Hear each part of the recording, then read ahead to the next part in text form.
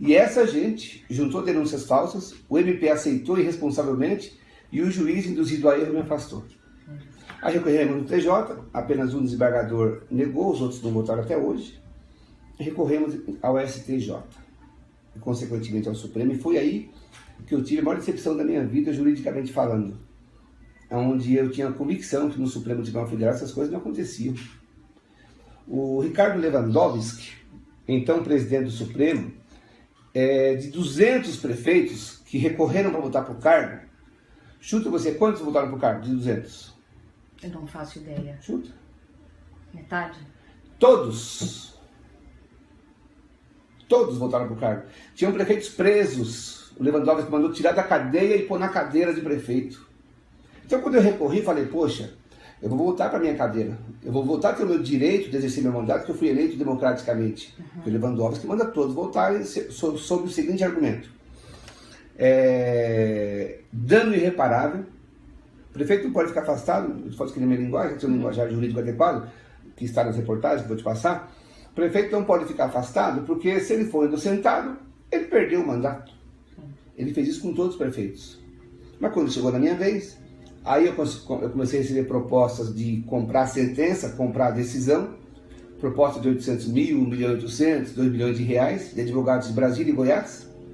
Tenho as provas. O senhor pode me detalhar essa parte? Sim. Como é que foi a primeira vez que ligaram para o senhor, ou para o seu advogado, ou foi pessoalmente? Logo que chegou ao Supremo, inacreditavelmente, advogados de Goiás e Brasília descobriram que eu existo, que meu telefone é X e começaram a ligar para mim. No seu fixo? Celular e fixo, só que eles ligavam restrito, apenas 2 não ligaram restrito. Bom, mas aí seu telefone começou a tocar, advogados de Goiás... Brasília se identificavam como pessoas que tinham profunda influência, trânsito no Supremo e no STJ, e faziam propostas. 800 mil reais, 1 milhão, 1 milhão e 800, 2 milhões de reais. O senhor pode me narrar o primeiro telefonema, por favor? Foram vários, né? A fala deles são parecidas, né? O modus operandi são parecidos, né? Se apresentam, falam que sabem do meu caso em Brasília, a situação que está, e que tem alternativa para reverter, que o caminho é A, B, C. O caminho é X, Y, etc., e funciona assim, assim, assim. Você levanta o recurso, alguém em São Paulo vai buscar o dinheiro com você, e em Brasília a gente resolve dentro do Supremo. Eu nunca acreditei, em princípio. O senhor chegou a gravar alguma dessas ligações? Só no final. Aí os 2 últimos me chamaram mais a atenção e eu fui a Brasília conversar com um deles, né? E ele reiterou a proposta. Ele deu nomes de pessoas, assessores do Lewandowski, que hoje alguns estão com a ministra Carmen Lúcia. Quais são os nomes, prefeito? Eu vou te passar, não sei de cabeça, mas vou te passar alguns. E fez a mesma proposta, 1 milhão e 800 mil, 2 milhões de reais, que resolveria a parada. Eu não paguei, claro, óbvio que eu não paguei. E a minha liminar, SL 1001, foi negada. Inacreditavelmente negado depois dele retornar todos os prefeitos ao cargo. Quantos dias depois dessa conversa? Uns 15 dias aproximadamente, eu não sei precisar exatamente.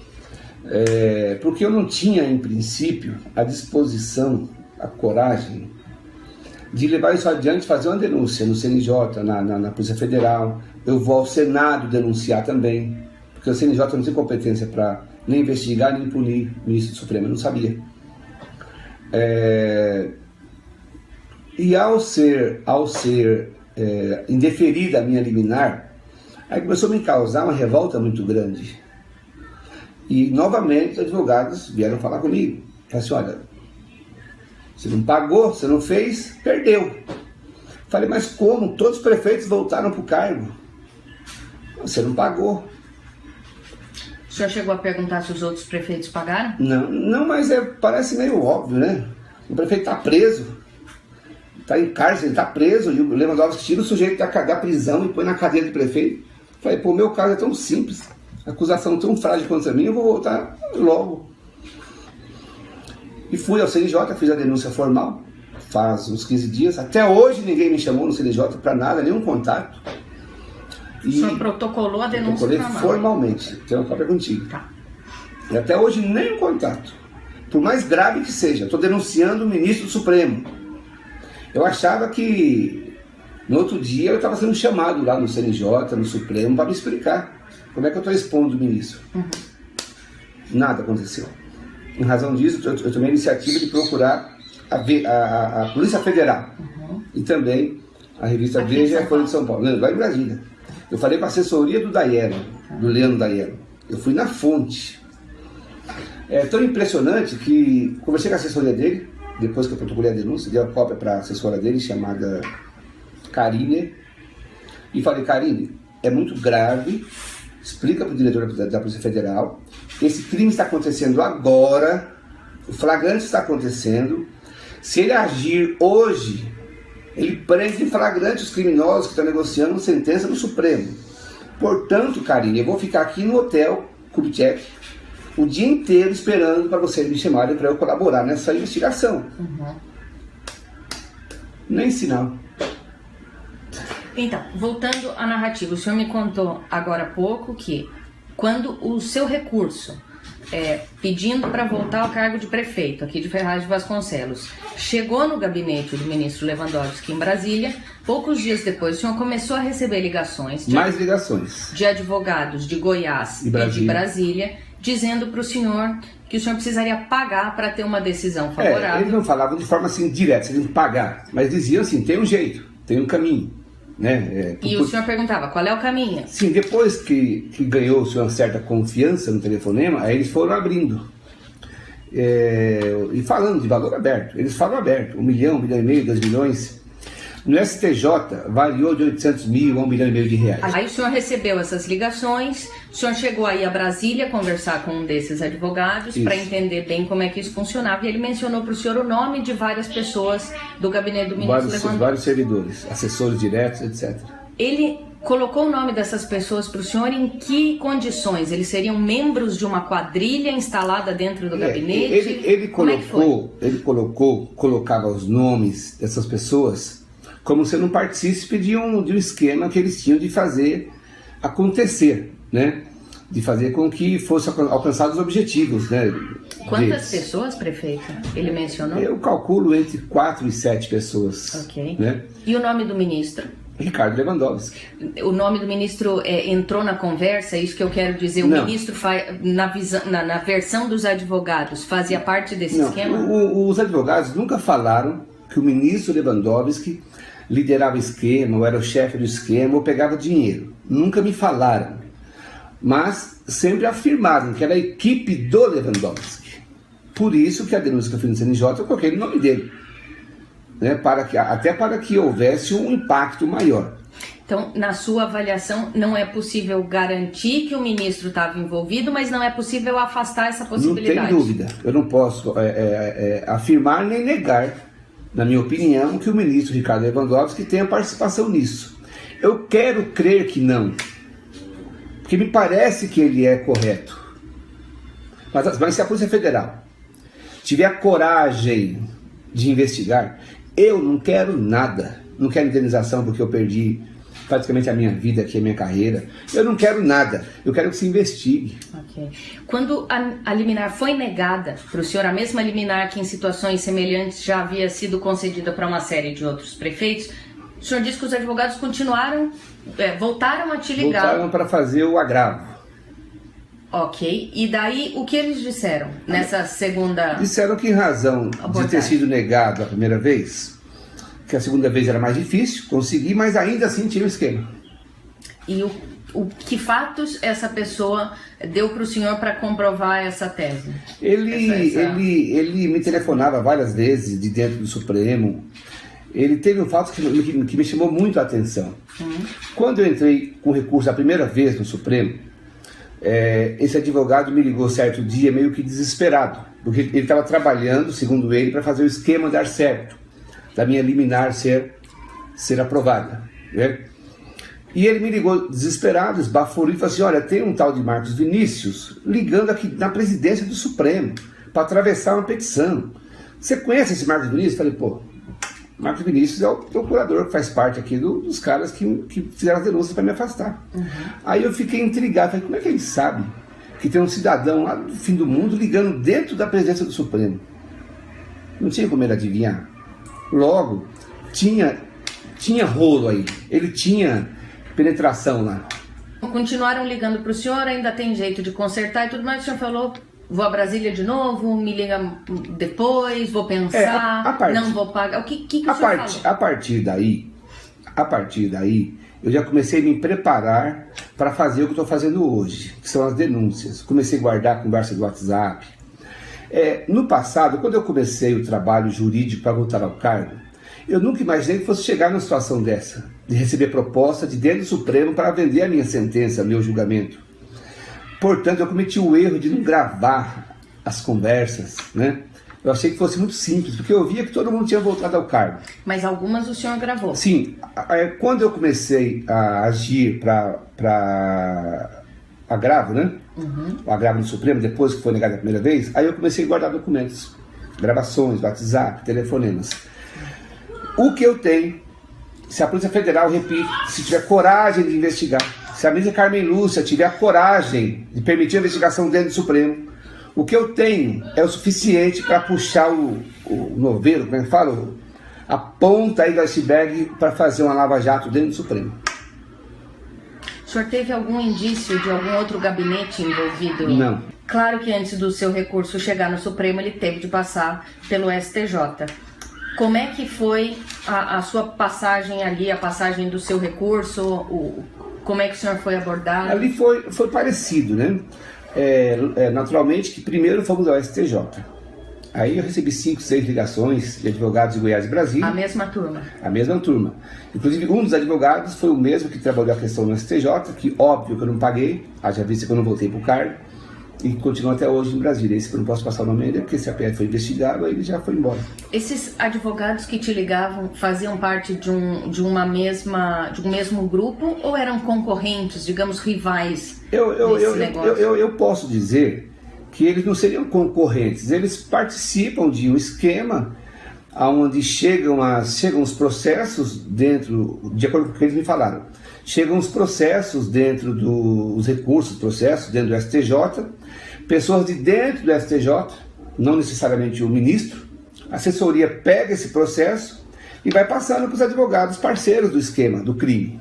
Tá. Né? E já passam tudo, a possibilidade, os dados, endereço, telefone. Mas esse advogado que integra esse esquema dentro do STJ e do STF, ele colocou que o filho do Falcão tem trânsito em todos os demais gabinetes e poderia reverter o meu afastamento. No Judiciário Paulista, eu nunca recebi nenhum tipo de proposta, nenhum tipo de conversa, nenhum tipo de qualquer que seja contato para a questão de negociar a sentença. O juiz de primeira instância que me afastou, ele é correto, é sério, e também nunca recebi nenhum tipo de contato da parte dele para qualquer tipo de mal feito, vamos dizer assim. Eu considero o Judiciário Paulista correto, não tenho nada para desabonar. O que eu tenho de muita indignação é o fato dos desembargadores até hoje não terem tido a sensibilidade jurídica, vamos dizer assim, e o juiz de primeira instância, de ler o processo que me afastou e ver a obviedade da fragilidade das denúncias.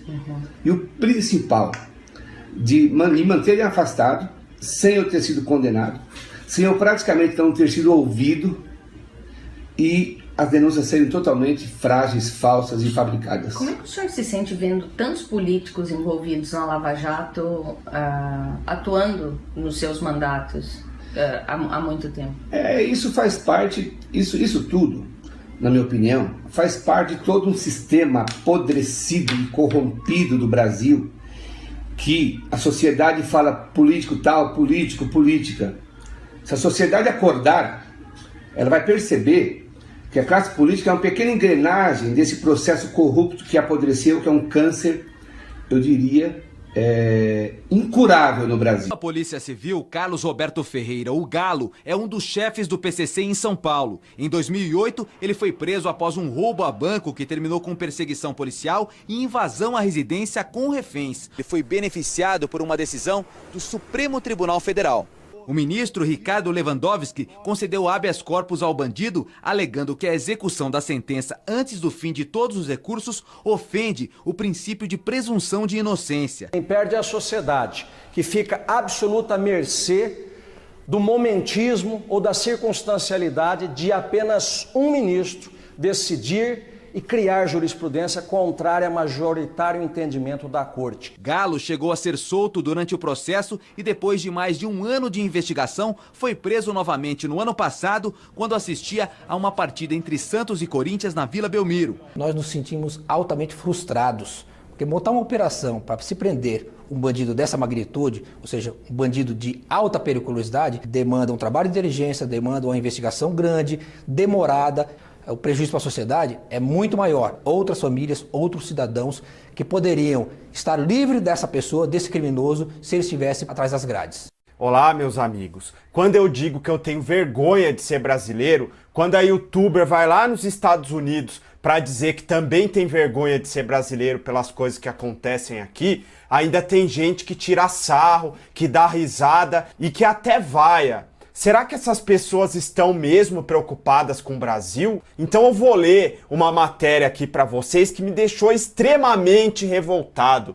Saiu aqui no Globo, né, que o presidente do Supremo Tribunal Federal, o Ricardo Lewandowski, mandou soltar um prefeito acusado de desviar dinheiro público, né? Ele mandou soltar o prefeito do interior da Bahia que estava preso após ser condenado pelo Tribunal Regional Federal da 5ª Região. José Vieira da Silva foi acusado de fraude em licitações e desvio de dinheiro em outra cidade, São João do Rio do Peixe, também na Paraíba. Os recursos foram repassados pelo governo federal na década de 1990. Olha, desde lá de 1990 eles estão prorrogando esse caso e só agora que o cara foi preso e de novo o Supremo Tribunal Federal passando por cima dos outros ministros, mandando soltar bandido. Para vocês terem uma ideia, o caso foi em 1990 e o julgamento só aconteceu em 2012. Mas ele e os outros condenados puderam recorrer em liberdade. Ou seja, eles foram condenados, mas não ficaram na cadeia, porque têm foro privilegiado.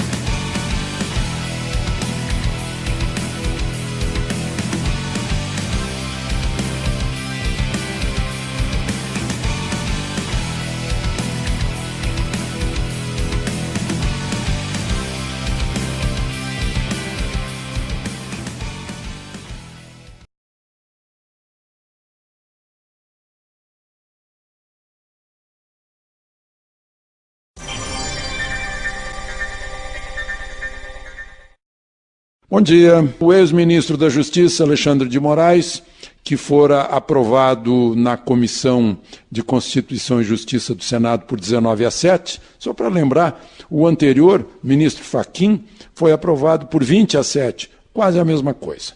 Mas no plenário do Senado, em 81 senadores, ele teve 55 votos e, com isso, vai ser ministro do Supremo por cerca de um quarto de século. Por causa da idade dele, ainda não fez 50. Dizem que ele sempre foi o escolhido de Michel Temer, que andou buscando outros para fazer assim uma espécie de ritual. Agora, está num impasse o projeto anticorrupção. Lembram o projeto de 2 milhões de assinaturas inspirado pelo Ministério Público? Pois é, deformaram esse projeto na Câmara, aprovaram cheio de emendas, mandaram para o Senado, recorreram, depois alguém recorreu ao Supremo, o relator do caso do mandado de segurança, ministro Luiz Fux, deu uma liminar mandando começar de novo. Aí está agora na Comissão de Constituição e Justiça, Rodrigo Maia não sabe o que fazer, já disse que vai validar 2 milhões de assinaturas. Como assim? Já haviam aprovado tudo, vão validar de novo, vão perder tempo com isso? Pois é.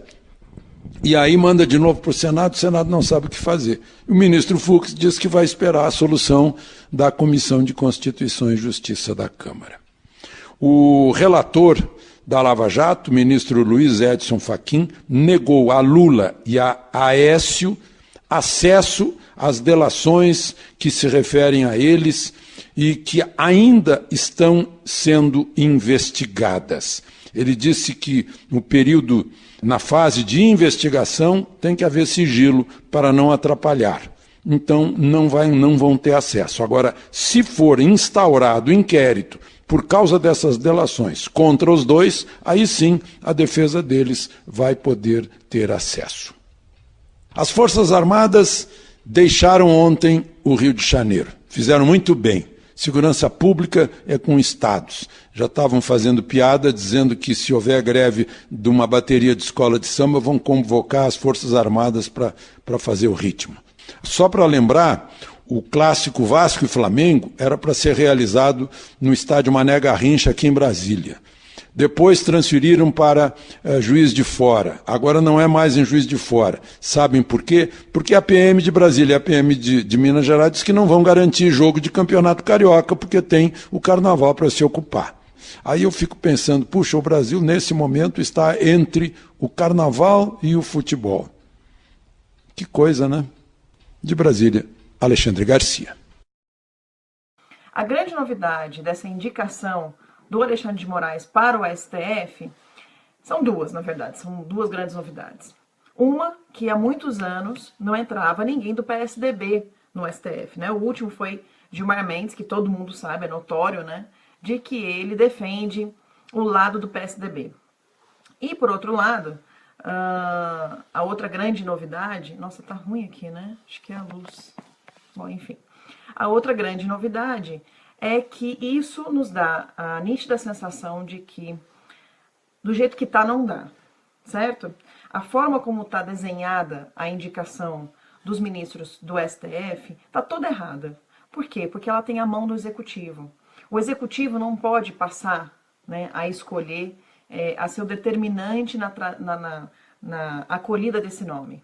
Ou seja, a gente tem hoje uma situação que o presidente da República pode trazer qualquer nome que ele tiver na cabeça à tona, qualquer nome. Então a gente precisa mudar isso. Como que a gente vai mudar? Mudando a lei dos critérios que embasa os critérios de indicação para os novos ministros do STF. Para isso, nas ruas, em conjunto com outros movimentos, está fazendo um projeto de lei que a gente vai levar para o Senado, enfim, para o Congresso, a gente não sabe muito bem para quem a gente vai entregar. Não vai ser um projeto de lei de iniciativa popular, como as 10 medidas, porque a gente sabe que isso não anda. Então, o que a gente vai fazer? A gente vai fazer um texto em que serão indicadas 6 pessoas, tá? 6 pessoas com notório saber jurídico, ilibada conduta, que por enquanto a gente não tem isso, mas a gente vai passar a ter, e que desses 6 nomes, 2 vão ser do Judiciário, 2 do Ministério Público e 2 da OAB. Dessas 6 pessoas vão para ser sabatinadas então no Congresso. E os 3 principais colocados na sabatina, na votação do Senado, vai ser o Congresso inteiro votando, provavelmente, a gente está discutindo isso ainda. Vai então os três melhores nomes para o presidente da República escolher. Ou seja, você tira um pouco da figura do presidente, aquela coisa de, no universo de X juristas de todo o Brasil, ele tem que escolher um, porque aí ele sempre vai escolher um que seja partidário e que defenda os interesses deles no STF. Já se a gente colocar essa escolha nas mãos da OAB, junto com o IASP e tudo mais, e do Ministério Público, do Judiciário, primeiro, a gente vai ter 4 pessoas que já passaram por concurso público, né? A gente pega aí Alexandre de Moraes, não foi... ele não passou nunca em concurso para juiz, né? Ele não tem essa experiência, pelo menos não que eu saiba, né? Será que ele já foi juiz? Agora passou pela minha cabeça que eu nem levantei isso, mas enfim. A grande verdade é que a gente tem hoje a escolha do ministro do STF, ali, uma carta em branco, né? Assinado, um cheque em branco para o presidente escolher, certo? Então, pessoal, essa mudança de critérios de indicação ao STF é super importante nesse momento. Eu acho que é o que fica de lição para a gente poder começar a raciocinar nessa questão do STF. Então, nas ruas, correu atrás desse projeto aí, né? De mudança de critérios de indicação do STF. E assim, ó, tem gente falando concurso público. Na verdade, o concurso público ele tem um problema. Quem vai avaliar esse concurso público? O próprio STF? A gente vai ter marmelada do mesmo jeito, tá? Porque se você colocar isso na mão do STF para decidir, você vai ter sempre iguais lá dentro, você não vai ter a diferença lá dentro. O mais importante nesse momento é a gente começar a mudar as pessoas que estão ali. Né? Você tem todos os juízes hoje são de esquerda. Aliás, o primeiro juiz que entra, que é um pouco de direita, é o Alexandre de Moraes, que apesar de ter todos os problemas, né, envolvimento lá atrás com o PCC, é do PSDB, notoriamente do PSDB, mas ele é contra algumas coisas que a esquerda tem feito há muitos anos. Então a gente tem um ministro que, por exemplo, abomina o MTST, né? Esse novo ministro, pelo menos tem isso de bom. Outra coisa que ele tem de bom, que também não dá pra falar só coisa ruim e tragédia, né? É que ele é favorável à prisão em segunda instância. Bom, todo mundo sabe que eu adorava, né, e queria muito que fosse o Dr. Ives Gandra Martins, que esse sim tem uma conduta super transparente, imaculada, né? Imaculada, e a gente sabe que ele seria um nome muito bom, né? Mas, enfim, perdemos dessa vez, perdemos a batalha, mas não perdemos a guerra. Então nós temos que mudar esses critérios de indicação ao STF e precisamos de vocês para isso, tá bom?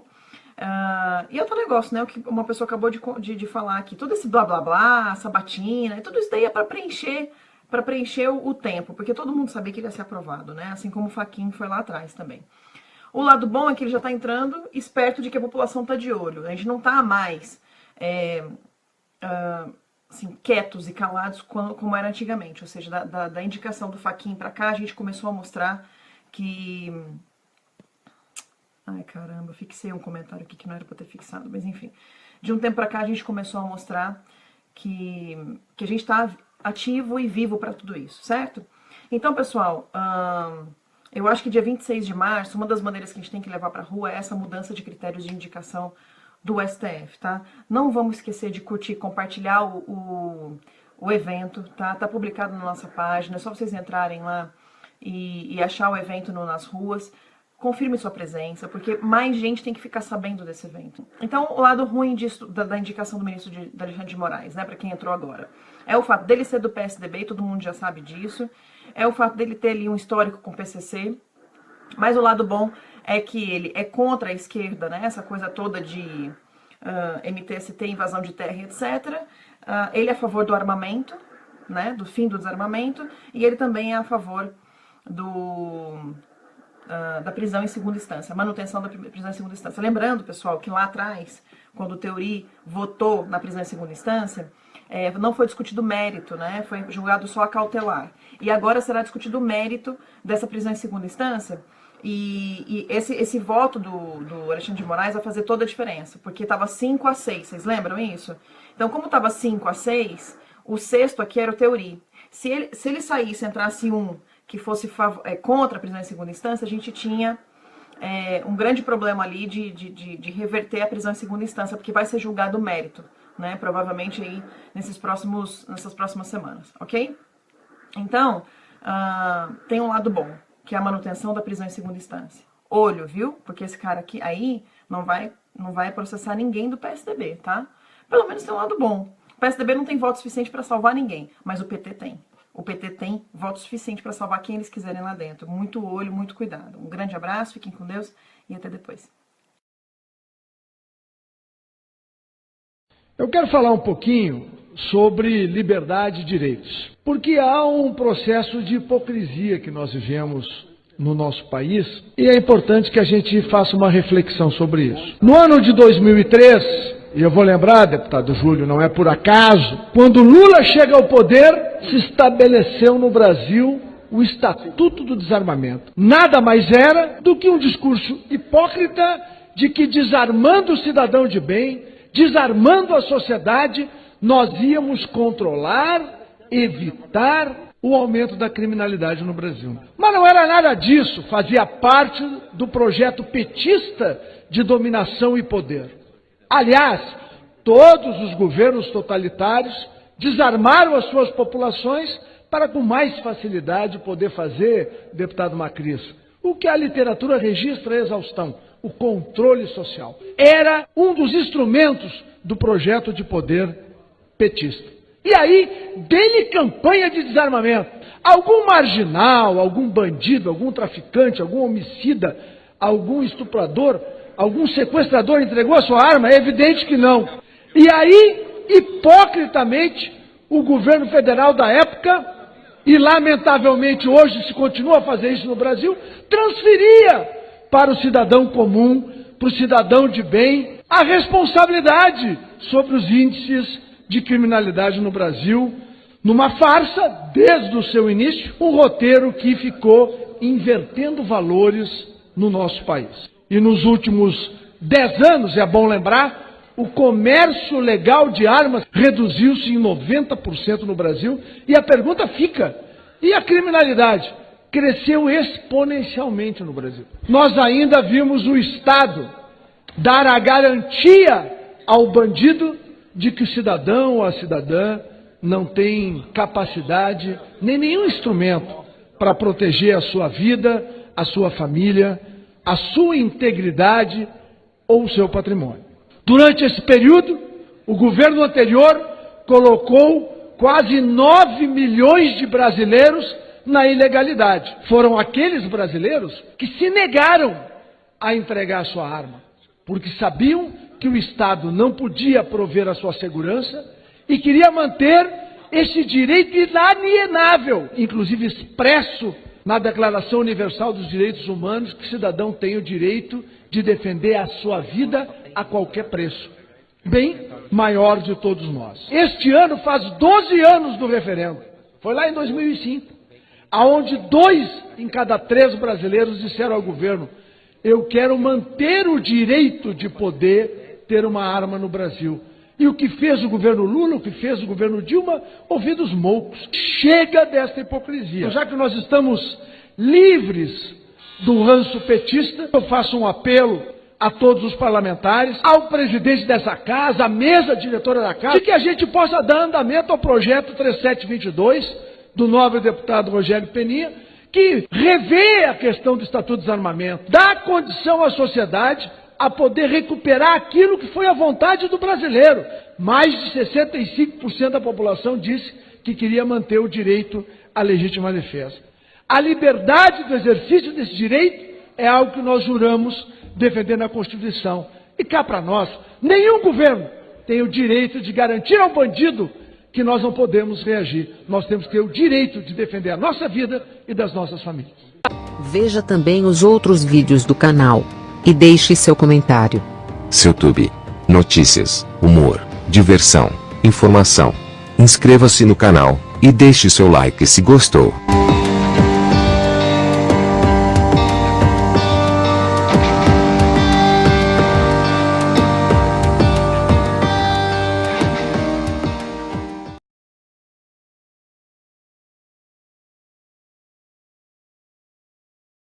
O ministro Marco Aurélio Mello disse que vai encaminhar ao plenário do STF o recurso do senador Aécio Neves contra a decisão que o afastou do mandato parlamentar.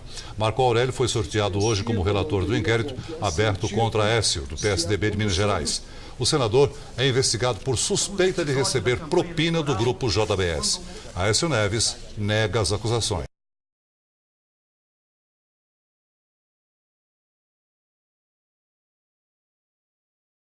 Mas, ministro Marco Aurélio, e essa situação do Aécio Neves, essa situação da política brasileira, enfim, vamos conversar rapidão aqui, porque o senhor tem que trabalhar, eu sei, muito mais do que a gente, e o Brasil precisa realmente de decisões importantes do Supremo, que é uma corte que a gente tem todo o respeito, eu pelo menos tenho, apesar de vez em quando contestar algumas decisões, mas eu sou adepto do cumpra-se, não é verdade?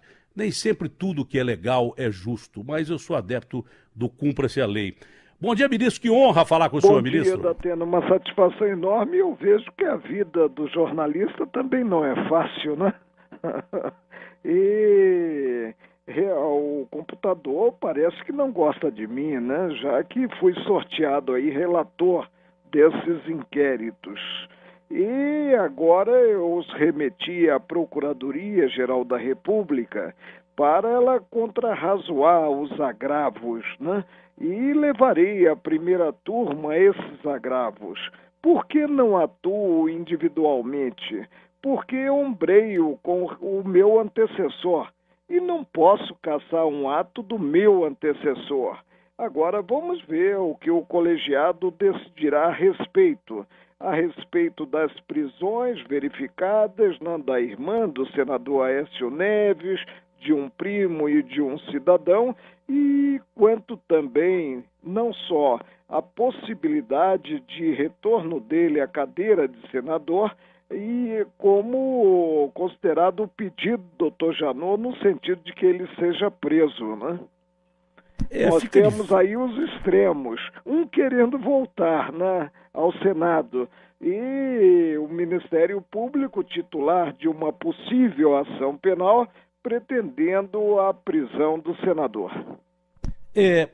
Fica difícil a gente fazer uma entrevista dessa, porque a gente não sabe até que ponto a entrevista beira a posição ética de um ministro do Supremo, por quem eu tenho o maior respeito, mas não custa nada perguntar, existe chance dessa gente ser presa, ministro? Há possibilidade disso? À luz da lei, respondendo à luz da lei é difícil? Como é que é a situação?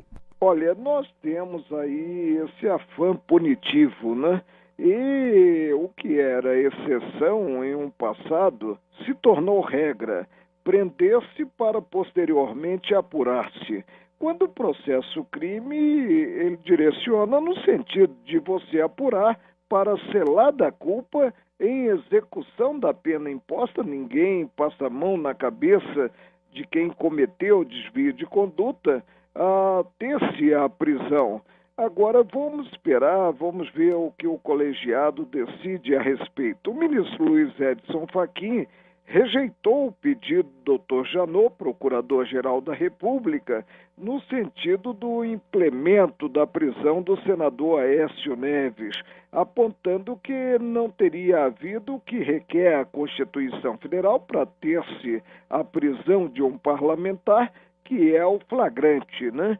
E o procurador não se contenta com essa ótica, né? E aí, após a interposição de agravo pelo senador Aécio Neves, direcionado à volta em si ao Senado, protocolou do idêntico recurso para ter-se o outro extremo, que é a prisão do senador. Bom, eu sei que o senhor não concorda com muita coisa que o Gilmar Mendes disse, mas eu estou entendendo do bojo dessa resposta aí, que seria mais ou menos aquela história de que uma colocação do ministro Gilmar em relação ao Procurador-Geral da República, que é fácil se apontar o dedo, né? Mas difícil é julgar. É mais ou menos isso, ministro, ou não? Não é difícil julgar quando você julga com pureza d'alma, né? Agora, o Procurador-Geral da República, eu penso que ele está no desempenho do papel que lhe é atribuído pela Constituição. Ele atua em nome da sociedade e requer o que entende conveniente no caso concreto. Agora, se o requerimento vai ser atendido ou não, é outra coisa. Eu respeito muito as opiniões alheias. Sobre esse assunto ainda da JBS, o acordo homologado pelo ministro Fachin, né, é uma decisão que não caiu bem em termos populares. O Brasil não aceitou bem essa decisão de que um bandido, sob a bandeira de que era o maior frigorífico do mundo, que prestava serviço ao país, foi, da realidade, muito beneficiado pelo BNDES, mas não só isso.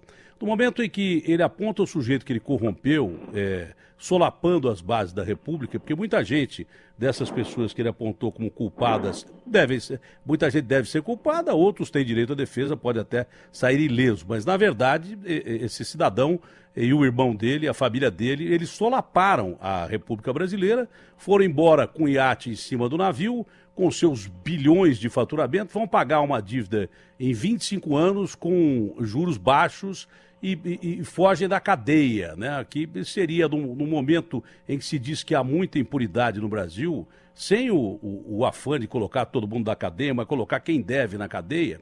Pegou muito mal esse acordo, né? O Supremo, inclusive, que avalizou esse acordo aí, o senhor acha que pode se voltar atrás desse acordo, dessa homologação desse acordo, em que parece que o bandido leva todas as vantagens e ainda sai por cima, o que não é muito legal, né, em termos de uma mensagem que você passa num princípio básico do direito, que quem anda mal com a sociedade tem que ir para a cadeia, ministro? Olha, Datena, o seu programa visa esclarecer o grande público. Em primeiro lugar, não conheço o acordo que foi feito no Ministério Público com os delatores. Em segundo lugar, nós devemos fazer justiça ao ministro Luiz Edson Fachin e também ao Supremo. Conheço a decisão do ministro Luiz Edson Fachin e essa decisão ela somente estampa a homologação da delação quanto à forma, não quanto ao conteúdo, mesmo porque sobre os benefícios da delação em relação àquele que está envolvido no episódio criminoso, né, quem decide em si é o órgão julgador. O Ministério Público pode realmente deixar de apresentar a denúncia. Ele é titular exclusivo da ação penal pública que é divisível, mas apresentada a denúncia contra os delatores, né, se terá o julgamento não pelo relator, mas pelo colegiado. No caso concreto, deverá ser o plenário do Supremo. Nada foi decidido quanto a benefícios pelo ministro Luiz Edson Fachin, muito menos pelo Supremo. É isso. Quando se fala que o Supremo homologou, na verdade foi um membro do Supremo, que foi o ministro Fachin. E só sob o ângulo formal. Não homologou o conteúdo. Sei, mas aí mesmo está o problema, né? Sobre o outro aspecto do Ministério Público, eu conversei ontem com o doutor Robalinho, e ele chegou a admitir, falou, Datena, essa é a lei, mas é uma lei nova. A delação premiada é uma lei nova que você dá ao bandido, tanto que a delação premiada é só o bandido que pode delatar, não é verdade? Porque ele vai ter benefícios, né? Dá ao bandido benefícios que às vezes parecem ser exagerados. Como é uma lei nova de 4 anos só. Benefícios não é o Ministério Público. O Ministério Público pode deixar de apresentar a denúncia. Aí não se tem processo crime contra os delatores. E o judiciário só age se for provocado. Agora, uma vez apresentada a denúncia, quem define os benefícios é o órgão julgador. Esse acordo pode ser, porque o que eu ia dizer, o que o senhor pensa dessa lei de delação premiada, porque ela que existe como benefício há muito tempo, por exemplo, nos Estados Unidos, ela é contestada quando criminosos, assassinos, bandidos também são deixados na rua. E aí ganha uma nova identidade, com proteção de programa de testemunhas e tudo mais. Também onde ela é aplicada há muito mais tempo, ela é questionada. O que o senhor pensa sobre isso? E se há possibilidade, até para explicação do público brasileiro, não é? Se há a possibilidade desse acordo feito pelo Fachin com esse sujeito da JBS, do colegiado reverter esse acordo ou não? Não, se apresentada a denúncia, o colegiado apreciará o que teria sido simplesmente alinhavado pelo Ministério Público em termos de benefícios. E o colegiado será o senhor da definição desses benefícios. Nada se decidiu até aqui quanto aos benefícios que poderão ser realmente proporcionados aí aos delatores. Olha, ministro, de vez em quando, né, ou quase sempre na sua posição e posição de ministro do Supremo, fica difícil você fazer o que, a meu ver, é muito legal para o direito, mas tem que ter um certo cuidado, como o senhor está dizendo aí. O direito, ele é muito bacana quando ele anda bem perto do que é um julgamento popular. Não é inquisição, não estou falando inquisição nem linchamento.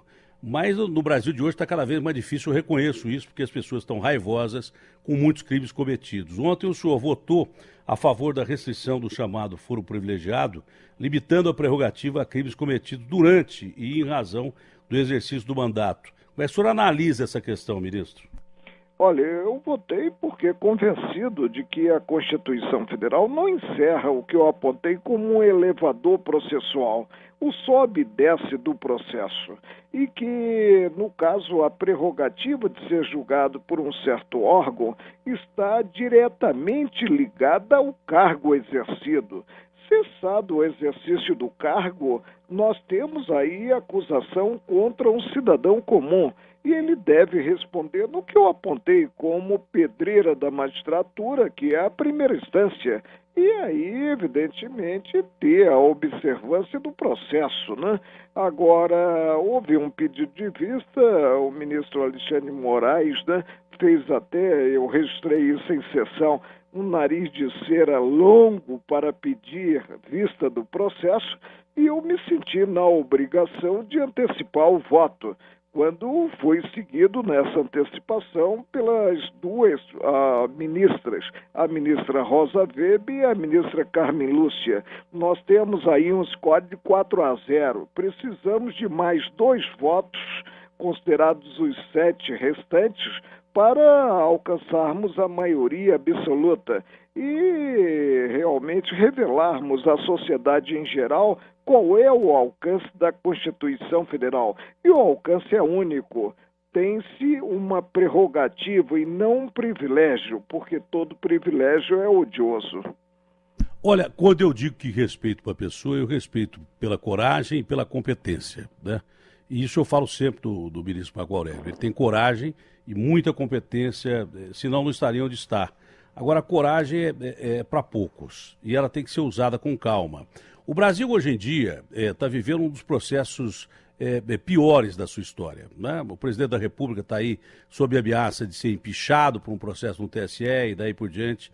Há revolta nas ruas do país, como houve em Brasília. Eu me lembro que transmitindo ao vivo, porque também é difícil você fazer uma transmissão ao vivo de uma balbúrdia que você viu que aconteceu lá em Brasília. Óbvio que o povo tem direito de ir às ruas e protestar como foi, mas quebrar, arrebentar, eu também não concordo com isso. Mas, no meu ponto de vista, eu achei precipitada a atitude do presidente Temer em chamar as Forças Armadas e disse isso. Fui até contestado por isso, mas eu disse isso na hora. Sabe por quê? Porque é muito difícil, tem muito engenheiro de obra pronta que espera acontecer para depois falar, o cara falou uma bobagem e tal. Eu não, eu sou obrigado a falar na hora mesmo porque eu estou transmitindo ao vivo, eu não me escondo, eu não fico atrás da parede. Eu falei, olha, acho que o presidente precipitou porque a polícia já dominou a situação. Apesar de ter tido quebra-quebra, eu acho que ele se assustou e chamou as Forças Armadas. Bom, no fim, muita gente, dentre as quais o senhor, eu conversei também com o Randolfo Rodrigues naquele momento, e o senhor disse que esperava não ser verdade que o presidente tivesse convocado as Forças Armadas. E logo depois, o que me parece ter sido um reconhecimento que foi precipitado de chamar as Forças Armadas, ele voltou atrás um dia depois com o ministro Jungmann anunciando que o presidente... Eu até perguntei para o Ives Gandra, um jurista brilhante, que disse, não, é constitucional da Atena, ele pode convocar. Eu falei, sim, mas já prevendo alguma coisa parecida, eu falei assim, mas ele pode desconvocar também? Ele falou, pode. E foi o que o presidente Temer fez. Me pareceu uma atitude precipitada do presidente da República. Isso me pareceu e eu falei na hora. Fui até criticado por isso, até internamente na minha emissora. Mas o senhor chegou a dizer que o presidente tinha se precipitado. O que eu quero dizer não é nem quanto aquele fato em si, é quanto o que pode acontecer daqui para frente envolvendo do presidente ao ponto esquerda. O senhor me entendeu, ministro, ou não? Entendi. Eu exteriorizei preocupação antes de votar em um certo caso. Por quê? Porque receber a mensagem de que o presidente teria editado um decreto convocando as Forças Armadas para atuarem aqui no Distrito Federal, em Brasília, do dia 24 ao dia 31. Como eu tenho o uso das Forças Armadas como último recurso, e há uma polícia repressiva em Brasília, polícia militar, composta de 13 mil membros, eu disse realmente em sessão pública, no microfone, que esperava que aquela notícia não fosse verdadeira. Mas foi verdadeira e no dia seguinte tivemos aí a suplantação desse pedido de intervenção das Forças Armadas, a revogação do decreto. As Forças Armadas, repito, elas só devem atuar quando se tem um quadro totalmente caótico, quando as forças realmente repressivas não puderem atuar, forem insuficientes para essa atuação. Ministro, uma última pergunta e depois a colocação final fica por sua conta. Se o senhor quiser dar uma notícia boa, eu acho que seria interessante, porque desse país aqui está difícil a gente ter notícia boa.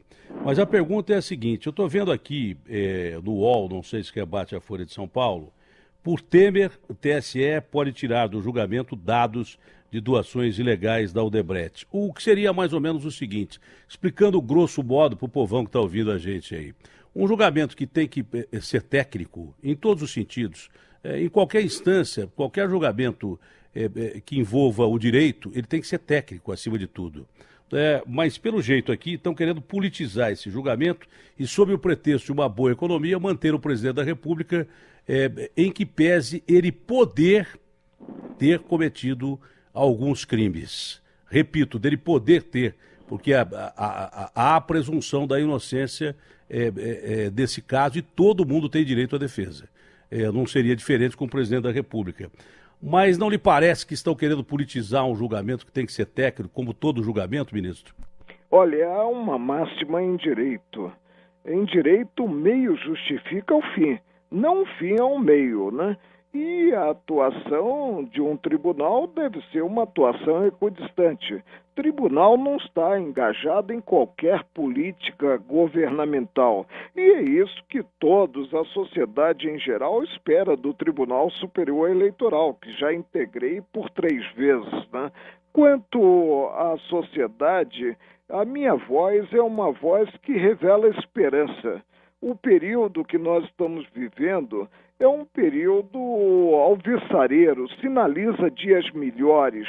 Talvez não sejam dias melhores para nós que compomos essa geração, mas serão dias melhores para os nossos filhos. E chegaremos a esses dias melhores. Por que o período gera esperança? Porque as instituições estão funcionando.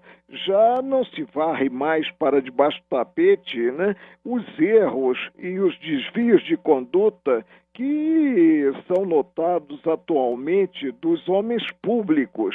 E o ocupante do cargo público, diante da atividade desenvolvida pela Polícia Federal, pelo Ministério Público e pela magistratura, ou seja, afastando aí o sentimento de impunidade, pensará 10 vezes antes de cometer um desvio, porque sabe que responderá por esse desvio. Isso nos dá realmente esperança, e esperança quanto a dias melhores.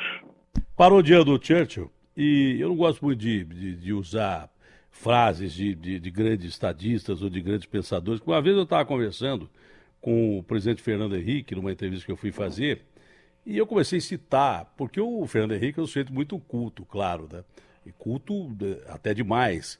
Eu comecei a citar algumas frases e tal, ele deixou passar um pouquinho e deu a entender que esse negócio de citar frases de grandes estadistas lembrava um pouquinho que inteligência artificial de almanaque. Depois disso eu comecei a me policiar a respeito disso e talvez até parodiar algumas frases desses estadistas para adaptar a nossa realidade brasileira. E pensando nisso que o senhor falou agora, nunca tantos foram denunciados por tanta sujeira no sistema político que nós temos no Brasil. Isso parodiando o Churchill. E acabou de pintar agora aqui, ó, mais uma do Cabral. Cabral, ex-governador do Rio, e ex-mulher são denunciados por lavagem de dinheiro. Ele poderia ser condenado a 1000 anos, tecnicamente falando, por tanto crime que ele cometeu contra o estado do Rio de Janeiro e que muita gente cometia, né? E ficava só no passeio dele com o cachorro no helicóptero. Agora não. Agora as coisas estão mais sérias, de verdade, e pessoas que a gente jamais imaginava que iam passar perto da cadeia estão indo para a cadeia. Ministro, muito obrigado por essa palavra de esperança, é o que o povo brasileiro precisa mesmo, e pelas pressões populares a gente, seguindo os regimentos da lei, está passando esse país a limpo. E repito, é sempre um bom papo e muito legal falar com o senhor, ministro. Que assim o seja da Atena. Amém. Amém. Amém. Amém, bom dia. Bom dia. Esperança vai com o pé atrás.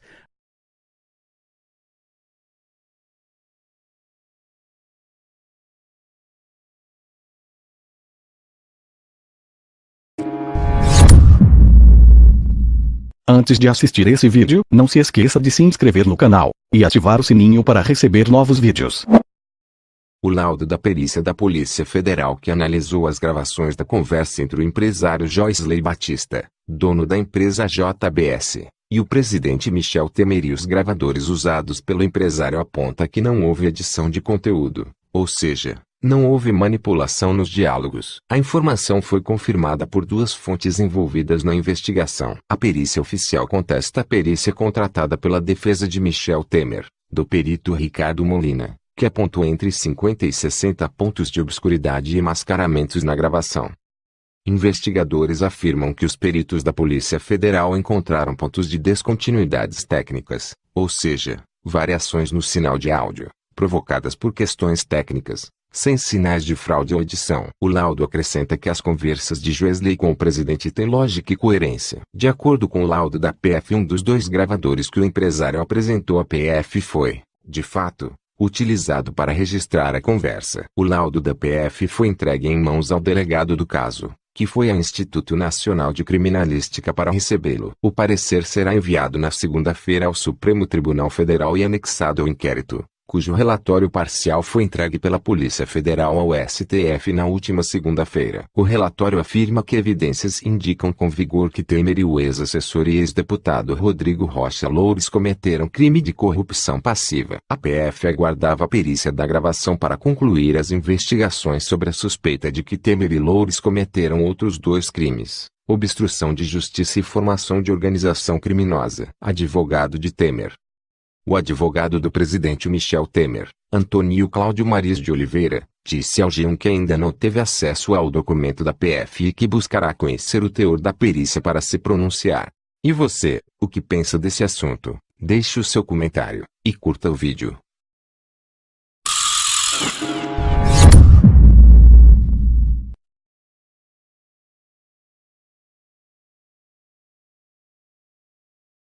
Eu peguei esse trechinho, porque esse trechinho foi muito falado aí na imprensa, né? Que é o famoso trecho lá que na verdade deu origem a isso tudo, onde tem o... até esqueci a frase, qual é... Tem que manter. Então eu peguei esse trecho como exemplo. Bem, nesse intervalo de 17 segundos, foram detectados 5 pontos assim, de alto risco, digamos assim. Aliás, hoje o meu assistente me ligou e disse: achei mais um. São 6 agora, nesse intervalo aqui. E o interessante é o seguinte: eles ocorrem muito um atrás do outro, e depois, quando a gente vai lá para o fim da gravação, onde não tem nada que interesse muito, para de ocorrer. Eles desaparecem, parece que o gravador fica bom, ele precisava esquentar um pouco, não sei. Ele é bem seletivo, o gravador, no momento em que ele resolve ter falha sistêmica. E aí a gente, como não acredita mais em Papai Noel há muito tempo, a gente desconfia desses pontos onde tem um acúmulo de descontinuidades uma atrás da outra, né? Aqui. Esse aí é um pouco técnico, mas eu vou tentar explicar aí para você. Alguém tem um pointer aí? Será que tem? Não tem, né? Bem, tudo bem. Aqui é só para mostrar o comportamento caótico dessas ditas interrupções. Olha aqui, a gente pegou 2 vogais, que são vogais que têm mais ou menos a mesma amplitude, uma é E, a outra é O, mas não tem problema, isso não muda muito a coisa. O que importa é a intensidade delas. Veja aqui, nesse caso, a gente tem o comportamento normal, ou seja, a vogal começa e vai crescendo. Isso é o normal. Nesse caso, eu tenho um ponto suspeito. Por que a cabeça da vogal foi cortada? Veja bem, eu tenho a mesma situação nas duas. Se fosse uma falha sistêmica, eu teria que ter isso aqui também. Ou seja, uma vogal de grande amplitude provoca algum tipo de descontinuidade. Não. Ela provoca às vezes não provoca. Então, eu tenho que achar que esse ponto aqui é um ponto suspeito e que pode ser um ponto de edição. Por que não? Ele é uma descontinuidade real, eu acho que qualquer um vê que isso aqui é uma descontinuidade real. A forma de onda começa abruptamente, isso não existe em vogal. Aqui eu tenho uma vogal normal. Mas vamos pegar uma consoante. Então nós pegamos a palavra 2 e a palavra 12. Então são bem parecidas, contexto fonético parecido, amplitude parecida. Aqui não está truncado, mas aqui está. Por quê? É o mesmo nível de ruído, a vogal tem a mesma intensidade. Por que aqui está truncado? E eu vou considerar isso como uma coisa normal? Não tem nada de normal aqui. Isso é absolutamente atípico, anormal, suspeito e suficiente para eu jogar essa fita no lixo, essa gravação no lixo. De dezenas deles, dezenas. Não, é sistêmico e periódico, né? Mas o erro, quando a gente chama erro sistêmico, é erro do sistema, não precisa ser necessariamente periódico. Nesse caso agora, é não periódico, é completamente não periódico. Agora veja bem a diferença. Uma coisa é um aparelho dar uma pequena pane elétrica, por exemplo, e acontecer lá no meio de 38 minutos uma pane. Nós não estamos falando disso, nós estamos falando de mais de 50. Não dá para levar uma gravação dessa a sério. Não dá. Se o equipamento usado foi o equipamento errado, sinto muito. O senhor comparou com as outras gravações que o Joel apresentou e levou ao Ministério Público, as outras 3 gravações que ele fez com o Rodrigo? Seria irrelevante. Por quê? Porque eu continuo voltando ao mesmo ponto. Que tem defeito sistêmico? Tem. O meu ponto é o seguinte: eu não consigo distinguir um defeito sistêmico de um defeito criado artificialmente. E se eu não consigo fazer tal distinção, eu não posso jogar a moeda para cima e dizer assim, não, se cair coroa eu vou considerar não edição. Se cair cara eu vou considerar edição. Porque aí eu estaria fazendo o contrário do que o perito deve fazer. O perito, enquanto ele não tiver explicação para um fenômeno estranho, ele deve continuar mantendo a hipótese que a gravação é editada. Então, para mim, a gravação é editada porque eu não encontro explicação para aquilo. E a explicação da falha sistêmica não me convence. Não me convence, porque eu continuo dizendo que quem quisesse editaria sem o menor problema.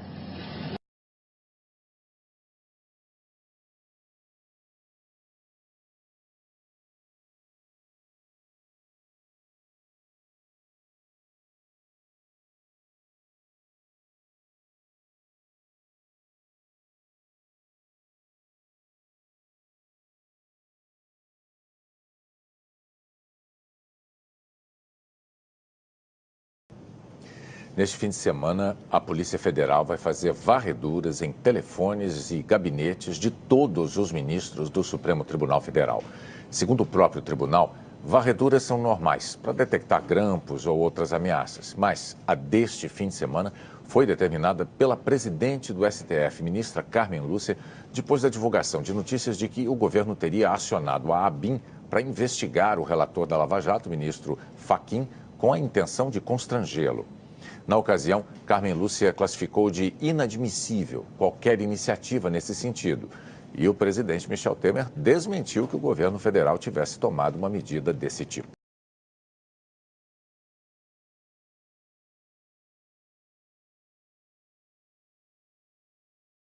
Já a Polícia Federal divulgou uma conversa telefônica entre o senador afastado Aécio Neves, na época presidente do PSDB, e o ministro Gilmar Mendes, do Supremo Tribunal Federal, sobre a lei de abuso de autoridade. O Supremo autorizou a gravação feita pela Polícia Federal. Na ligação, num clima de grande intimidade e camaradagem, Gilmar e Aécio combinam articulações para a tramitação do projeto de lei que endurece as punições para autoridades que cometem abuso. O senador pede a ajuda do ministro para convencer o senador Flecha Ribeiro, também do PSDB, a acompanhar seu voto. O projeto foi aprovado pelo Senado no fim da tarde do dia 26 de abril. A gravação, que vamos ouvir agora, foi feita na manhã do mesmo dia. Oi, Gilmar, alô? Oi, tudo bem? Oi. Você sabe um telefonema que você poderia dar, minha nome que me ajudaria na condução lá? Sei como é que é a relação com ele, mas ponderando. Enfim, ao final, dizendo que me acompanhe lá, que era importante, Era Flecha, viu? Flecha, tá bom, fala com ele. Porque ele é o outro titular da comissão, somos 3, sabe? Tá bom, eu falo com ele. Eu falei com a Anastasia e falei com o Tasso. Tasso não é da comissão, mas a Anastasia já tô tentando construir Dá uma palavrinha com Flecha, é importante pra disso, e no final dá um sinal para ele, porque também não é muito assim, né? Entender a profundidade da coisa. Fala, acompanha a posição da Aécio lá, que eu acho que é mais interessante, porque o que a gente pode fazer no limite? Apresenta um destaque para dar uma satisfação ao lugar e vota o texto, que vota antes, entendeu? Destaque é destaque. Depois não vai ter voto, entendeu? Você vota o texto e dá uma satisfação para não parecer que a bancada também foi toda contrariada, entendeu? Se você pudesse ligar para a Flecha aí, falar... Eu falo com ele, ligo para ele agora. Liga aí, ligo para ele agora, tá bom.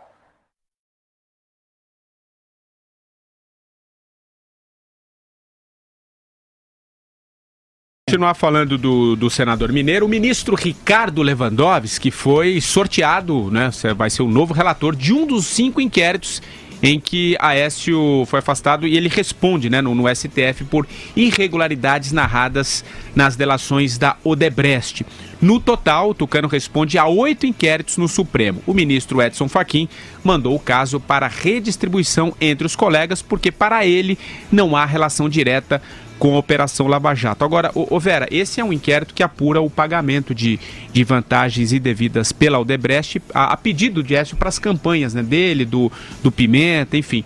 Dessa vez foi parar nas mãos de alguém da segunda turma, e no caso é o Lewandowski, né? No caso é o Lewandowski, eu acho correta de redistribuição, realmente não tem nada a ver com a Lava Jato, e eu acho que se esse critério for mantido aí para os outros casos, tem uma chance do Fachin conseguir fazer andar os inquéritos e os processos, né, com as denúncias já aceitas, referentes efetivamente aos desvios na Petrobras, nas suas subsidiárias e etc.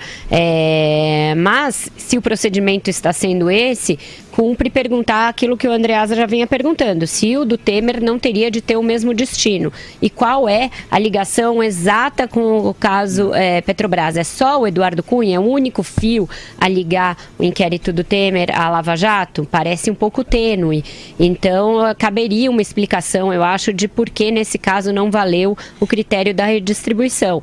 Eu acho que, se perguntado, o Supremo vai dizer isso, que como a acusação é de ter tentado comprar o silêncio do Eduardo Cunha, a gente inclusive vai falar disso nesta edição, então permaneceu ali porque o Eduardo Cunha está preso no âmbito da Lava Jato. Mas me parece um pouco, muito frágil essa ligação, não é não, Andreasa? É muito frágil, tenho batido nessa tecla aqui, não faz o menor sentido. A explicação é muito simples. É uma decisão monocrática do senhor Fachin, que é bastante excêntrico no modo como lida com isso, né? Ele falou, não, o presidente vai ficar comigo e acabou. A explicação é essa. Se for para falar a verdade, o Fachin tem que dizer, não, olha, eu tinha que redistribuir também, não tem nada a ver com a Lava Jato, não tem nada a ver com a Petrobras, mas eu sou o bambambam aqui, eu não confio nesses caras que estão aqui, os meus pares, vou matar no peito, o presidente é comigo mesmo. É assim, é na base do botequim. A explicação é essa. Agora, o Madureira falou sobre o Aécio Neves, né, sobre o fato dele ser presidente do PSDB afastado. É engraçado a narrativa que os partidos criam, né? A fraqueza, não estou dizendo que é certo, mas a fraqueza do PSDB também se exprime aí, né? Qual era a solução para o Aécio Neves, pensando no partido, não no Brasil, tá? No partido, politicamente. Ou o cara não era mais presidente, ele era destituído, a partir de hoje o senhor Aécio Neves não é mais presidente do partido, ou, ao contrário, nós vamos defender o Aécio Neves, ele é presidente do partido, está prestigiado, vamos com ele. Politicamente, só havia essas decisões. O PSDB, obviamente, optou o caminho do nem lá nem cá. Ao contrário do PT. Vejam quem o PT, pensando na narrativa, vejam quem o PT escolheu para presidente. Gleisi Hoffmann, enroladíssima, citada, investigada. O PT reafirma os seus nessas horas, minha gente. Eu tenho horror ao PT, mas ele faz política. Ué, mas ele defende os seus, isso é a coisa mais execrável de todas, né?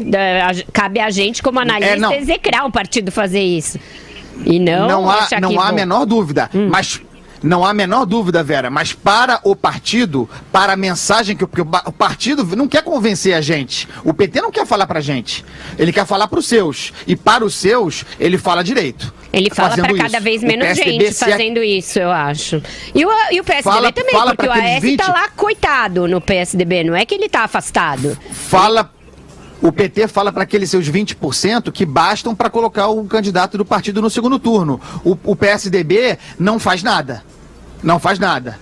Fica no meio do caminho. Nem tira o cara, nem prestigia. Politicamente, são decisões erradas. Essa que é a verdade. Eu acho as duas erradas. Vera, Oi, Vera, diga, Madu. O PSDB...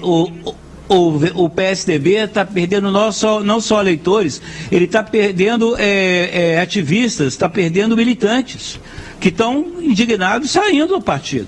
Né? Isso aí as lideranças não estão levando em consideração.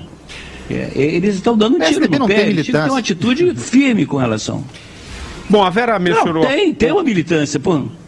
Já teve mais, né? Hoje em dia, muito pouco.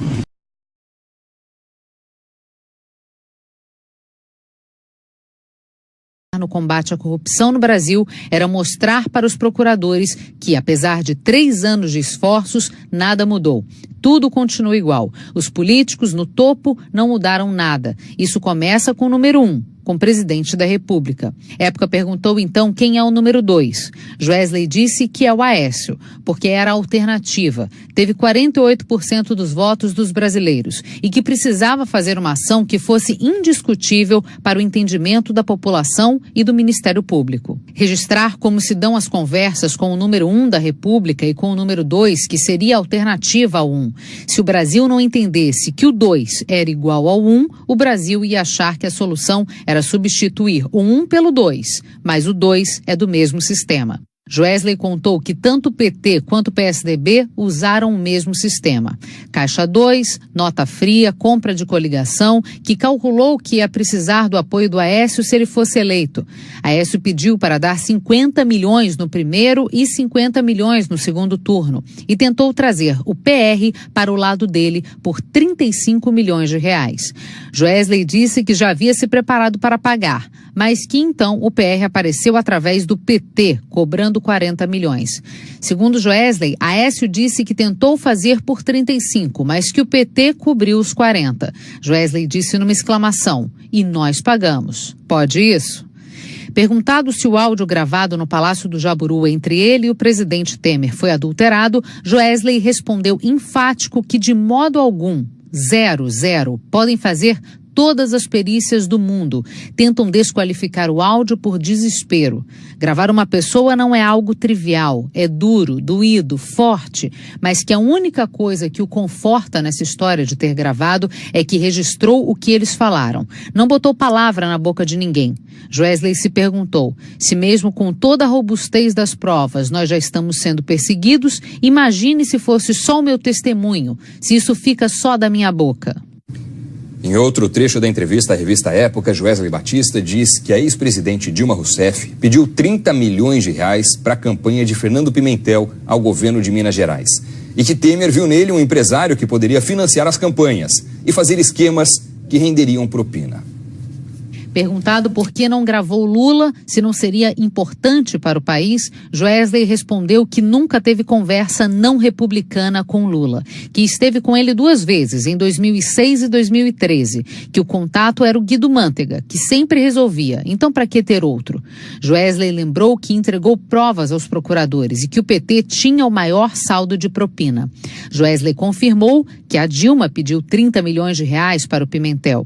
A conversa entre os dois foi no Palácio do Planalto. Na mesa redonda do gabinete presidencial, quando ele explicou que acabou o dinheiro, ela ouviu e falou: "Tá bom, pode fazer."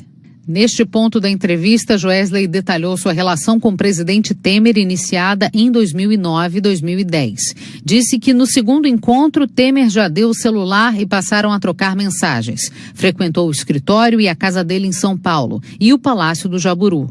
Contou que Temer já esteve em sua casa e foi ao seu casamento.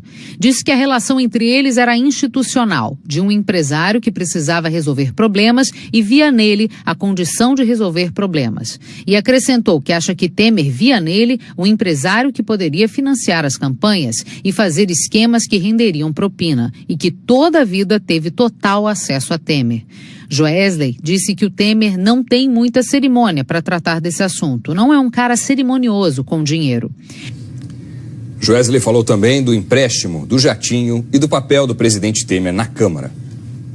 Segundo Joesley, teve uma vez que Temer pediu para ver se Joesley pagava o aluguel do escritório dele na Praça Pan-Americana, em São Paulo. Joesley diz que desconversou e ele nunca mais cobrou. À época questionou se o empréstimo do jatinho da JBS ao presidente também ocorreu dessa maneira. Joesley respondeu que não se lembra direito, mas que é dentro desse contexto. Eu preciso viajar, você tem um avião, me empresta aí. Acha que o cargo já o habilita, sempre pedindo dinheiro. Pediu para o Chalita em 2012, pediu para o grupo dele em 2014. Joesley afirmou também que a pessoa a qual Eduardo Cunha se referia como seu superior hierárquico era o Temer. Tudo que o Eduardo conseguia resolver sozinho, ele resolvia. Quando ficava difícil, levava para o Temer. Época perguntou, o chefe é o presidente Temer? Joesley respondeu diretamente, o Temer é o chefe da Orcrim, organização criminosa da Câmara. Michel Temer, Eduardo Cunha, Gedel Vieira Lima, Henrique Eduardo Alves, Eliseu Padilha e Moreira Franco. É o grupo deles. Quem não está preso está hoje no Planalto. Essa turma é muito perigosa, não pode brigar com eles. Época questionou se Joesley foi pressionado para direcionar o depoimento na Procuradoria-Geral da República. Joesley afirmou que nunca recebeu sugestão do que deveria contar, fez tudo espontaneamente e acrescentou, me apresentei para tentar fazer o acordo e contei aquilo que achava que deveria contar, que empresários obrigados a lidar com agentes públicos no Brasil têm de pagar para conseguir trabalhar. Época também questionou Joesley sobre as operações de compras de dólar e venda de ações do grupo JBS que teriam resultado em lucro por causa da delação. Joesley negou. Disse que as operações foram feitas dentro das regras e que não houve nada de atípico. Joesley afirmou que os bancos estão restringindo o crédito, então precisava de dinheiro. Eu tenho as ações e preciso vender para fazer dinheiro, não tem mistério. Época observou que Joesley era um dos poucos que sabiam que quando a delação viesse a público, o dólar ia subir e as ações iam cair. O empresário afirmou que a única informação privilegiada capaz de mexer com o mercado seria a homologação, porque tudo antes da homologação não é líquido e certo, e que só soube dela junto com a imprensa. Em nota, o Palácio do Planalto diz que Joesley Batista desfiou mentiras em série na entrevista e que o empresário é o bandido notório de maior sucesso na história brasileira. Vamos ver agora a nota na íntegra. Em 2005, o grupo JBS obteve seu primeiro financiamento no BNDES. 2 anos depois, alcançou um faturamento de 4 bilhões de reais. Em 2016, o faturamento das empresas da família Batista chegou a 183 bilhões de reais. Relação construída com governos do passado, muito antes de o presidente Michel Temer chegar ao Palácio do Planalto. Toda essa história de sucesso é preservada nos depoimentos e nas entrevistas do senhor Joesley Batista.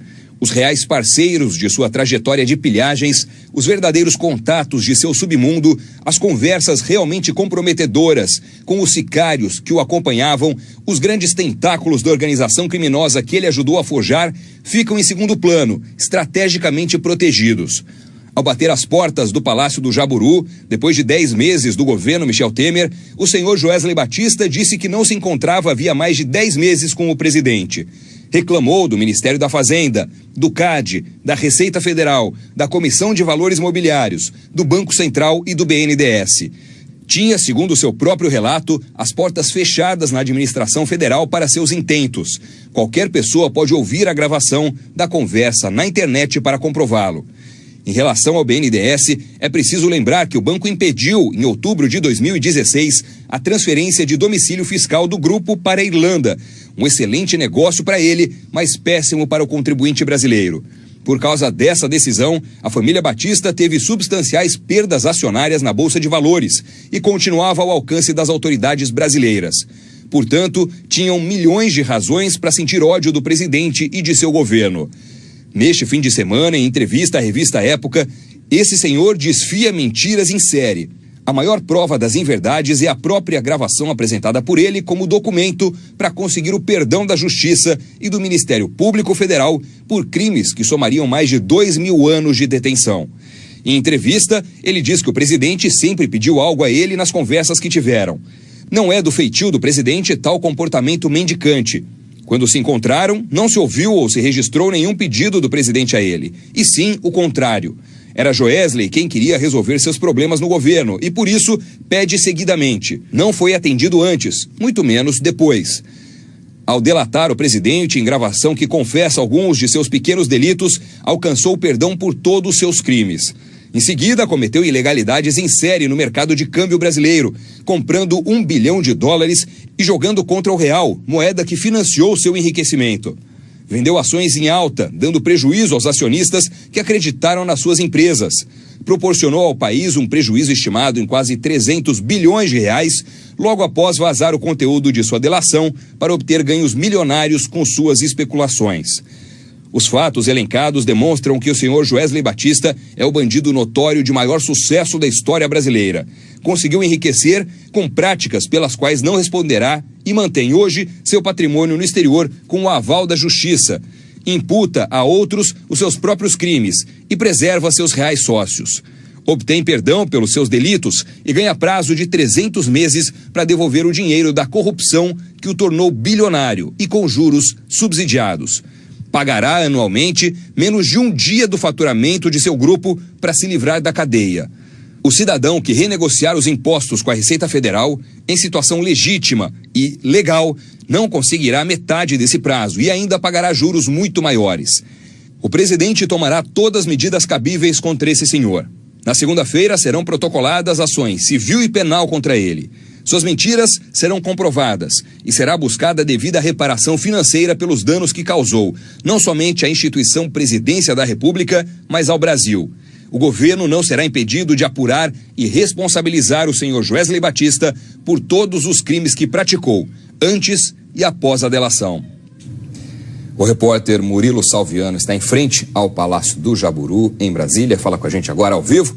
Salve, Murilo, boa tarde para você. O presidente está na residência oficial. Qual é a movimentação que você observa por aí? Oi, Doni, boa tarde a você, boa tarde a quem nos acompanha. Já tem uma movimentação aqui no Palácio do Jaburu, viu? Vamos lembrar que no final de semana o presidente Michel Temer costuma se reunir aqui no Palácio com seus principais assessores e quem entrou agora há pouco aqui no Palácio do Jaburu foi o ministro Antônio Embaçaí, que é o responsável pela articulação política do Palácio do Planalto com o Congresso Nacional. Doni, você sabe muito bem, a articulação política é essa que tem que estar muito afinada nos próximos dias, afinal de contas é o Congresso Nacional, são os deputados que podem barrar uma possível denúncia do Ministério Público Federal contra o presidente Michel Temer envolvendo essas delações e essas acusações da JBS sobre o presidente Michel Temer. Então essa articulação política tem que estar bastante afinada, tem um encontro agora acontecendo neste momento aqui no Palácio do Jaburu entre o presidente Michel Temer e o ministro Antônio Embaçaí, responsável justamente por essa articulação. Lembrando que são necessários 2/3 dos votos dos deputados, essa denúncia precisa ter o apoio de 2/3 dos votos dos deputados para que ela seja encaminhada ao Supremo Tribunal Federal. Do contrário, por exemplo, se o presidente Michel Temer tiver o apoio de pelo menos 172 deputados na Câmara dos Deputados, ele consegue barrar essa denúncia e o processo, então, não pode ser aberto no Supremo Tribunal Federal para investigar essas acusações feitas pelos delatores. É o seguinte, a agenda da próxima semana é uma agenda bastante importante também. O que acontece? Na segunda-feira acaba o prazo para a Polícia Federal concluir essa investigação envolvendo as acusações da JBS. O prazo teria encerrado já na semana passada, mas a Polícia Federal pediu para que o Supremo Tribunal Federal estendesse o prazo por mais 10 dias. O ministro Edson Fachin, que é o relator da Lava Jato no Supremo, decidiu estender por apenas mais 5 dias. Ele lembrou que há pessoas presas, então essa investigação tem que ter rapidez, tem que ter celeridade, então estendeu por mais 5 dias. O prazo da Polícia Federal acaba na segunda-feira. Acabaria já agora nesse final de semana, mas como no final de semana o prazo não conta, na segunda-feira acaba esse prazo e aí sim a Procuradoria-Geral da República, o Ministério Público Federal, pode apresentar uma denúncia contra o presidente Michel Temer. Qual que é a expectativa? Como o prazo foi alongado, esse prazo da investigação foi alongado, a expectativa é de que essa denúncia seja apresentada até o fim do mês de junho. E aí, como é que é o processo? A denúncia, então, é apresentada pela Procuradoria-Geral da República, vai para o Supremo então, rebate para a Câmara dos Deputados. Dentro da Câmara dos Deputados, essa denúncia vai ser primeiramente analisada pela Comissão de Constituição e Justiça e depois, obrigatoriamente, deve ser analisada pelo plenário da Câmara dos Deputados. E tem um outro fator importante essa semana, a viagem ao exterior do presidente Michel Temer. Nas últimas semanas ele conversou com muitos assessores para saber se ele realmente iria para o exterior ou não durante essa semana. Havia a expectativa dessa denúncia da Procuradoria-Geral da República, mas como o ministro Edson Fachin, relator da Lava Jato, decidiu alongar a investigação da Polícia Federal, então o presidente Michel Temer decidiu fazer essa viagem a partir de segunda-feira para a Rússia. Ele vai se encontrar com o presidente Vladimir Putin e em seguida vai para a Noruega. O retorno dele deve acontecer no sábado da próxima semana. E por enquanto, na ausência dele, quem assume a presidência da República interinamente é o presidente da Câmara dos Deputados, Rodrigo Maia. Houve, inclusive, nos últimos dias uma reunião aqui no Palácio do Jaburu envolvendo o presidente Temer, o presidente da Câmara dos Deputados, Rodrigo Maia, para tratar das articulações, tratar inclusive da pauta e da agenda da presidência da República e da Câmara dos Deputados. Então, já há uma movimentação bastante delineada aqui no Palácio do Jaburu para essa próxima semana, viu, Doni? Semana bastante extensa, bastante longa, que a gente vai ter a partir da próxima semana. Apesar de ser uma semana de São João, muitos deputados podem nem aparecer aqui em Brasília. É isso, valeu, Murilo, obrigado pelas informações. Vamos agora a outras respostas relacionadas à entrevista de Joesley Batista, já que vários nomes foram citados. O ex-deputado Eduardo Cunha nega qualquer participação ilícita e prestará nos autos todos os devidos esclarecimentos. A defesa de Lúcio Funaro disse que desde o primeiro depoimento à PF o cliente está respondendo a tudo aquilo que lhe é indagado de modo preciso, claro e de acordo com a verdade, e que desse modo não pretende fazer nenhum comentário a respeito da entrevista. A defesa de Gedel Vieira Lima disse que ele permanece absolutamente convicto de que ninguém poderá comprovar qualquer ilicitude e que jamais praticou qualquer ilegalidade. A defesa reitera que Gedel Vieira Lima continua à disposição das autoridades para prestar todos os esclarecimentos. A assessoria de Aécio Neves, que também respondeu pelo PSDB, disse que, conforme dito pelos próprios delatores, a JBS doou cerca de 60 milhões de reais para as campanhas do PSDB em 2014, sendo parte para a campanha presidencial e parte para as campanhas estaduais, como está devidamente registrado no TSE. Segundo a nota, jamais houve qualquer contrapartida para essas doações feitas a um partido de oposição à época, o que torna absurdo caracterizá-las como propina. A defesa do ex-presidente Lula disse que a entrevista de Joesley Batista tem que ser entendida no contexto de um empresário que negocia o mais generoso acordo de delação premiada da história. Segundo a defesa, mesmo neste contexto, Batista foi incapaz de apontar qualquer ilegalidade cometida, conversada ou do conhecimento do ex-presidente Lula. O senador Renan Calheiros nega veementemente que a lei do abuso de autoridade tem a intenção de atrapalhar a Lava Jato, uma operação sagrada e importante para o país. Segundo Renan, a lei do abuso foi discutida com diferentes setores, inclusive com o judiciário, e tem a intenção de coibir excessos e proteger todos os brasileiros. Gabriel Chalita declarou que não pediu nada para a campanha ao Joesley e que toda a arrecadação foi feita pelo PMDB Nacional, que fez a prestação de contas aprovada pela Justiça Eleitoral. O ex-deputado Henrique Eduardo Alves e o ministro Eliseu Padilha não vão se manifestar. A assessoria do BNDES informou que não vai se pronunciar. E o ministro da Secretaria-Geral da Presidência, Moreira Franco, afirmou em nota que é surpreendente a ousadia e a desenvoltura em mentir do contraventor Joesley Batista. O ministro Marco Aurélio Mello, do Supremo Tribunal Federal, rejeitou os pedidos do senador afastado Aécio Neves, do PSDB, de mais 10 dias para apresentar a defesa sobre o pedido de prisão contra ele feito pela Procuradoria-Geral da República. O ministro também rejeitou o pedido para que o caso seja julgado pelo plenário do Supremo e não pela primeira turma do STF, que na semana passada manteve a prisão da irmã dele, Andréa Neves. Tanto o pedido de prisão feito pela Procuradoria quanto o recurso de Aécio contra o afastamento dele do mandato devem ser julgados pela primeira turma da próxima terça-feira, dia 20. A defesa do senador Aécio Neves disse que no pedido levado ao ministro Marco Aurélio se limitou a reiterar o pedido do próprio Procurador-Geral da República e a orientação dada pelo ministro Fachin. O senador Aécio reitera estará à disposição da Justiça para prestar todos os esclarecimentos. Agora são 4h28 pelo horário de Brasília. A seguir tem o programa Que Mundo é Esse? A próxima edição do Jornal da Globo News começa às 5 da tarde. Eu espero você. Tchau.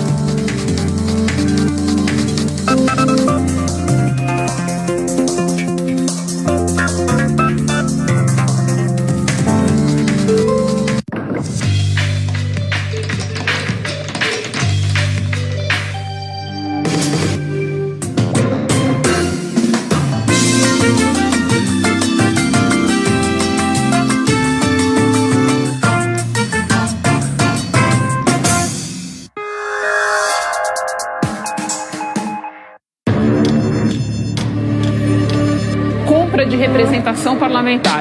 É o cerne do problema. O país está muito perplexo vendo tudo isso. Cada mochila $1 milhão, não é isso?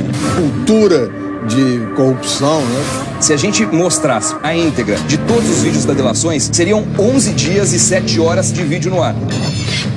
Tem muito trabalho, vocês respirem fundo. Na hora que aperta a mão, selou o acordo.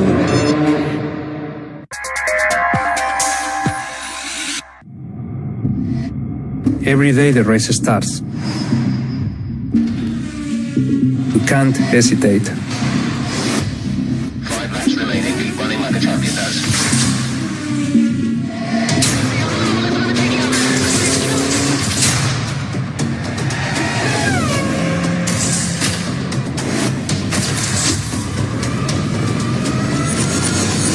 Face your race. Aramis.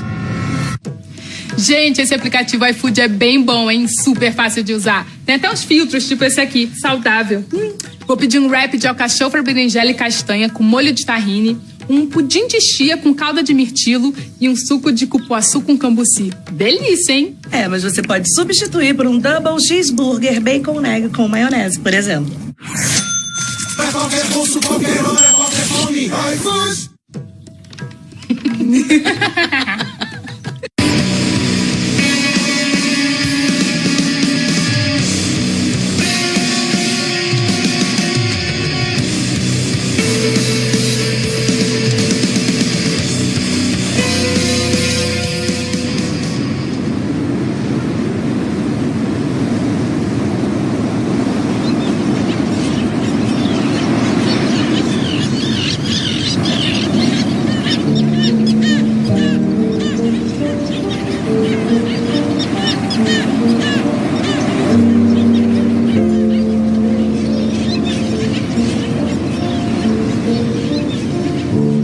Geralmente, o que leva a gente até um novo destino é um voo, uma estrada, uma ponte. Mas, ironicamente, o que trouxe a gente até o México foi um muro. Uma coisa que serve para separar, para afastar, dividir ou proteger. Ninguém sabe se ele vai ser construído ou não. Mas o muro do Trump, como ficou conhecido, já levanta muita polêmica. O muro que existe hoje, em diversas partes da fronteira entre México e Estados Unidos, foi construído durante outros governos americanos. Muita gente também não conhece a discussão sobre a necessidade de mais muros, já que o número de imigrantes ilegais vindos do México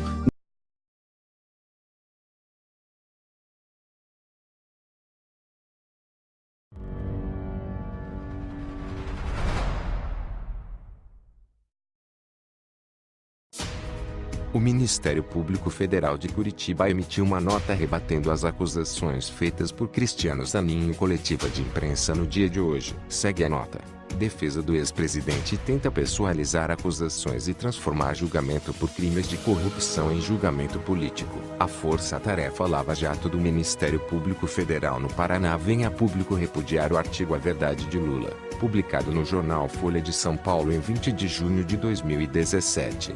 De autoria dos advogados Cristiano Zanin Martins e Valesca Teixeira Martins. A defesa do ex-presidente reitera seu comportamento de tentar pessoalizar as acusações feitas contra o ex-presidente na pessoa de Deltan Dallagnol, esquecendo-se que, Além dele, outros 12 procuradores da República são signatários da acusação que imputou a Lula os crimes de corrupção e de lavagem de dinheiro. Esquecem também que esse processo é o resultado de investigações extensas feitas pela Polícia Federal e Receita Federal, bem como de uma equipe dedicada de servidores do Ministério Público Federal, todos sem qualquer vinculação político-partidária. Não bastasse, a defesa do ex-presidente vem se utilizando de todos os recursos, mesmo aqueles eticamente duvidosos, para atacar os acusadores. Assim, além das inúmeras representações que fez contra os membros da Força Tarefa, também apresentou ações de indenização contra o procurador Deltan Dallagnol e contra o delegado de Polícia Federal Felipe Passi, e queixa-crime contra o juiz federal Sérgio Moro. Dessa forma, fica claro que defesa se esqueceu do próprio mérito do processo, tentando inutilmente transformar um julgamento por crimes de corrupção em um julgamento político. Vivemos em um momento singular da nossa história republicana em que os governantes estão tendo que responder por seus atos perante a justiça. Apesar de todas as dificuldades para superar a impunidade, todo esse processo pode restabelecer a crença de que é possível termos um país onde todos sejam efetivamente iguais perante a lei. A Força-Tarefa Lava Jato confia na justiça e espera com tranquilidade a sentença nesse caso.